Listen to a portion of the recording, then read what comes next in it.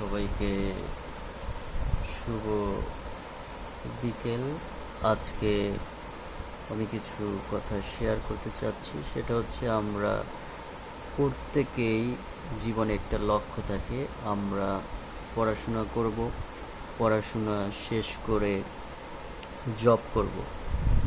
কিন্তু দেখা যায় জবে ম্যাক্সিমাম মানুষই সাকসেস হতে পারে না। আসলে কেন সাকসেস হতে পারে না, কয়েকটা দিক যদি আমরা বিলক্ষণভাবে পর্যালোচনা করি, দেখি, তাহলে আমরা বুঝতে পারব।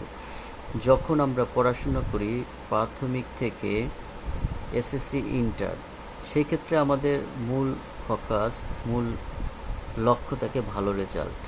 আমি দেখা যাচ্ছে এসএসসিতে ভালো রেজাল্ট করতে পারিনি, ইন্টারেও ভালো রেজাল্ট করতে পারিনি, এবং পড়াশোনার ব্যাকগ্রাউন্ডটা বা রানিং অবস্থা ভালো না, মোটামুটি।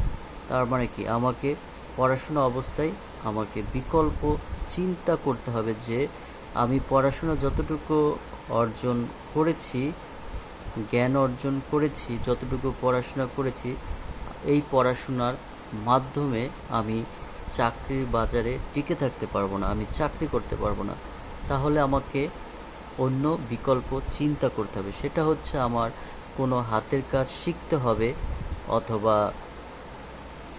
যদি গ্রামে জায়গা জমি থাকে সেই উদ্যোক্তা হওয়ার চিন্তা ভাবনা করতে হবে। কারণ আমরা যদি সেই উদ্যোক্তা হওয়ার চিন্তা না করি, আমরা যদি সেই চাকরির উদ্দেশ্যে বড় হায়ার এডুকেটেড হতে চাই এবং ভালো চাকরি করতে চাই, তাহলে দেখা যাবে যখন আমরা গ্র্যাজুয়েশনে ভালো রেজাল্ট করতে পারবো না, তখন গ্র্যাজুয়েশন মাস্টার্স কমপ্লিট করে দেখা যাবে আমার 27-28 বছর আমাদের পার হয়ে গিয়েছে। তখন এখানে কয়েকটা প্রবলেম হচ্ছে। এক নম্বর হচ্ছে আমার রেজাল্ট ভালো না, গভর্নমেন্ট জব বা প্রাইভেট সেক্টরে রেজাল্ট ভালো না হলে পরীক্ষা দেওয়ার জন্য যে সুযোগটা প্রয়োজন অ্যাপ্লাই করার জন্য, সেই অ্যাপ্লাইয়ের সুযোগটা আমরা পাবো না। কিন্তু আরেকটা দিক যদি দেখি, সেটা হচ্ছে এই 27-28 বছরে, 26 বছরে আমরা কোনো দক্ষতা অর্জন করতে পারিনি। বিভিন্ন জায়গায় সিভি দেব, বিভিন্ন জায়গায় ইন্টারভিউ দিতে পারবো, বাট চাকরি আমাদের জন্য হবে না। কারণ বর্তমান যুগ হচ্ছে প্রতিযোগিতার যুগ। কারণ ভালো রেজাল্টের পাশাপাশি এখন মানুষের দক্ষতা কোনো অভাব নেই। একজন এক সেক্টরে 4-5 ধরনের দক্ষতা নিয়ে ইন্টারভিউতে যায়।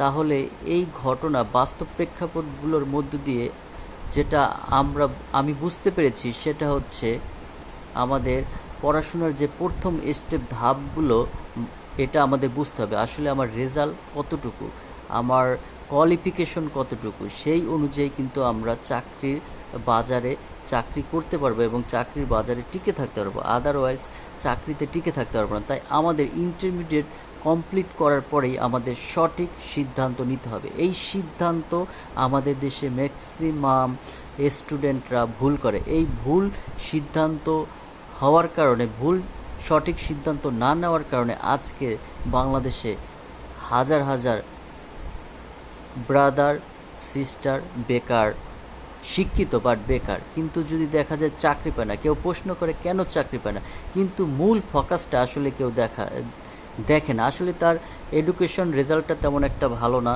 আবার এডুকেশন রেজাল্ট তার ভালো আছে কিন্তু তার কোনো এক্সপিরিয়েন্স, অভিজ্ঞতা নেই। কারণ অভিজ্ঞতা কিভাবে থাকবে, তার 27-28 বছর তার পড়াশোনা পাঠ্যপুস্তকের পিছনেই চলে গিয়েছে। কিন্তু বর্তমান যুগ হচ্ছে আধুনিক যুগ, প্রযুক্তির যুগ।